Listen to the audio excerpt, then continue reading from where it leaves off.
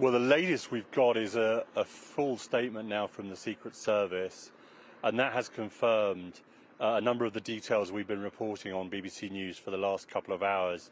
They say there was a shooter who was on an elevated position outside the farm show ground where the rally was taking place. That tallies with what our eyewitnesses have been telling us. They say that the two people are dead. One is the shooter, one is someone who was inside the crowd, and two other people are now critically injured and presumably in hospital. President Trump has also said that he was hit by a bullet.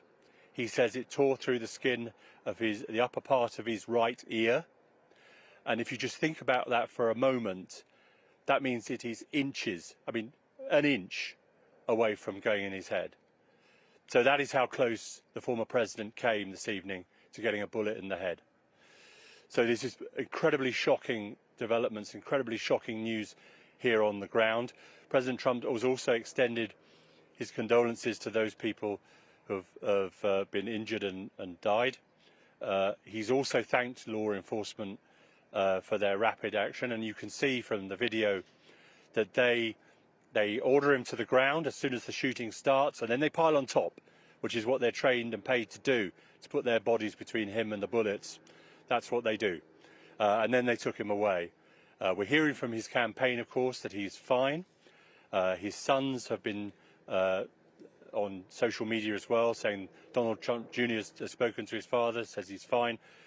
Eric Trump has talked on social media as well.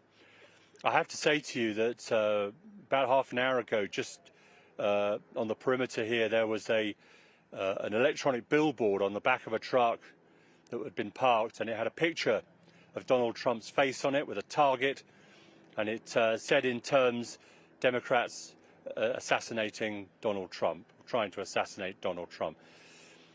So that's a pretty shocking development, and it's an indication perhaps of what may be to come in terms of the divisions this may deepen in this country. There is a chance, of course, that this is this kind of thing that will make people stop and think about the political atmosphere and the dialogue in America, but there's a chance that it can make it a whole lot worse. Well, it's been a charged atmosphere for many months and years, really, hasn't it, Gary? Of course, you covered the events of January 6th, and this is something that may have been bubbling under the surface for a long time. Just speaking of those kinds of tensions that you've been mentioning, I just want to flash back, though, because you were there outside the events.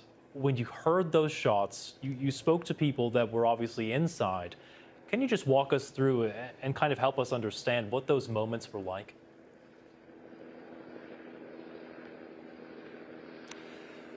Well, we were standing just a few feet from where I am now, and we were talking to our colleagues on the BBC World Service.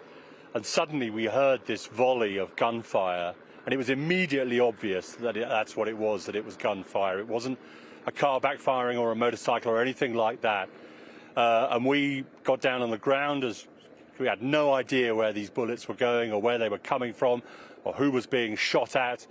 There's no cover here. It's just like fields. There's nowhere to go, really. So we're flat on the dirt. And then people started streaming out of there. You heard screaming happening. And we started to speak to people as they came out, and we spoke to a number of people. Some were very emotional, some were very angry.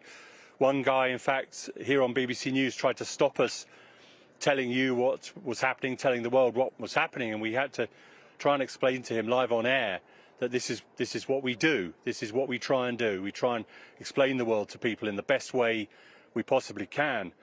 We had another eyewitness who said that he had been just outside the perimeter, and he had come down after a party with some friends to listen to the rally. They didn't have tickets or anything. And he'd seen a guy climbing onto this single-story building, which is to